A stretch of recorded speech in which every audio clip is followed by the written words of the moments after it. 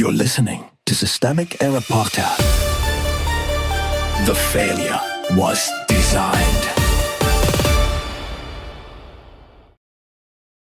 Game of Chicken. US embarrassed after Trump went head-to-head with Europe. And lost. Based on an article by Sarah K.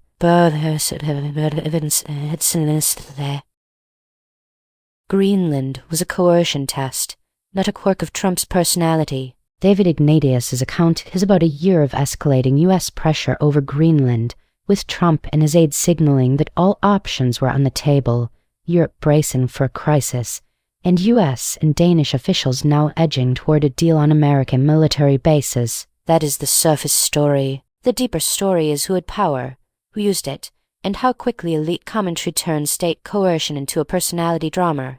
The real actor was the state. Trump is the obvious aggressor here, but the institutional power was not his alone. The White House, the military option he kept invoking, and the diplomatic machinery that followed all matter. When a U.S. president says Greenland is tied to national security and hints at military action, that is not a private tantrum. It is a signal from the top of the state hierarchy that coercion is available. That is why the sauce's language matters. Game of Chicken makes this sound like two reckless drivers taking turns blinking. It was not symmetrical. The United States was the one with the armed forces, the alliance leverage, and the ability to impose fear across NATO capitals. Greenland was not playing chicken. It was being threatened. Trump made the threat, others carried it. The decision trail in the source is plain enough. Trump revived the Greenland scheme from his first term. John Bolton's team was pushed to draft ways to increase U.S. presence there. The idea was exposed, mocked by Denmark as absurd, and then nursed into a grudge. In the second term, the mission reportedly intensified, especially after Trump's other foreign policy moves. That is not confusion, that is persistence. A president with a fixation turned it into policy pressure. Aides translated it into military and diplomatic language, and allied governments were left managing the fallout. The article is right that he hates to back down. What it misses is that a person who can drag the state into a brinkmanship campaign does not need to fire a shot to do damage. The framing softens the abuse. Ignatius's framing treats the episode as frightening, which it is, but it also packages the story as if the main question is whether Trump can find an exit ramp. That is too polite for what happened. The issue is not how a volatile leader can save face after escalating a territorial threat against a smaller democracy. The issue is that the threat was usable in the first place. The source notes that Danish and European leaders insisted only Greenland could decide Greenland's future. That is the only democratic principle in the story, and it had to be asserted against a U.S. president who treated the island as a bargaining chip. When a superpower turns self-determination into a negotiation variable,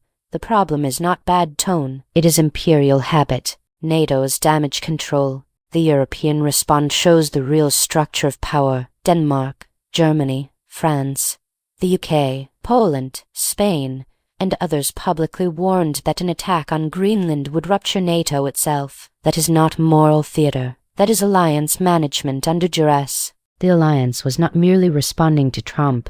It was trying to contain the consequences of U.S. coercion without breaking the post-war order it depends on. Even now, the reported deal on bases is not a clean resolution. It is a settlement extracted from a crisis Trump helped create.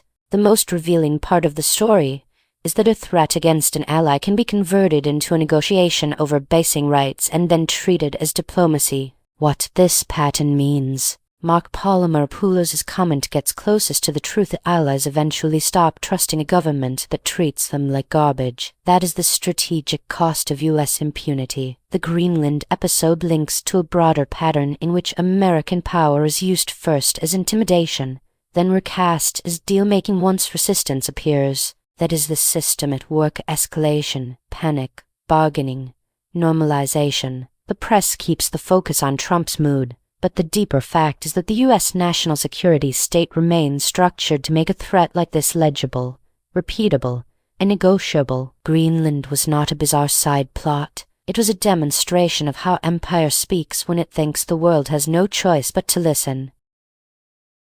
You've been listening to Systemic Error. Thanks to Alternet for today's article. With the automated voice of Kristen, thanks for listening.